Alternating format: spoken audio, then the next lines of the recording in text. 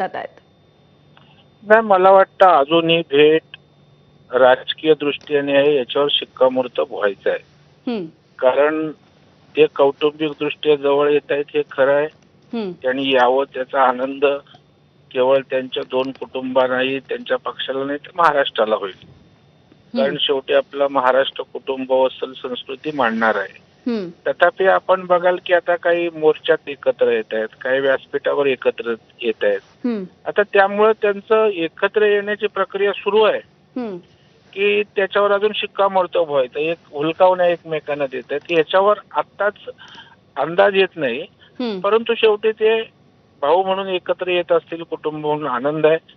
आणि राजकीय पक्ष म्हणून उद्या ते एकत्रित येणार असेल तर त्याच्यात अगदी काही वेगळं होते असं मानायचं कारण नाही की महाराष्ट्रात दोन नेते, दोन पक्ष हं, याआधी एकत्र आलेच नाहीत असं काही नाहीये. आता कर्मधर्म संयोगाने 20 वर्ष ते एकत्र नव्हते. हं, त्याच्यामुळे कुतूहल, उत्सुकता, चर्चा या होत असतात. हं, परंतु त्याच्यामुळं फार काय वेगळं होतंय हं, असं नाहीये. आता महाविकास आघाडीमध्ये 3 पार्ट्या आहेत. हं, आमच्या महायुतीमध्ये 3 पार्ट्या आहेत. हं, छोटे मोठे पक्ष असतात आणि त्यातली एक प्रक्रिया ते दोघे एकत्र आले तर 2 पक्ष एकत्र आले तर हं. याच्या पलीकडे काही अगदी महाराष्ट्रात काही वेगळं होतंय वगैरे असं काही मानायचं कारण आहे असं मला वाटत नाही. बरं.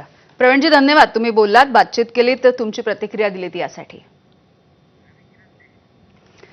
आणि या भेटीगाठींच्या संदर्भात राजकीय विश्लेषक रविकिरण देशमुख यांच्यासोबत आपण बोलूयात.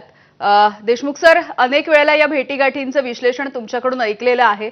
पुन्हा एक कौटुंबिक भेट. पण मला असं विचारायचंय की ह्या सगळ्या कौटुंबिक भेटीगाठीच आपण बघतोय.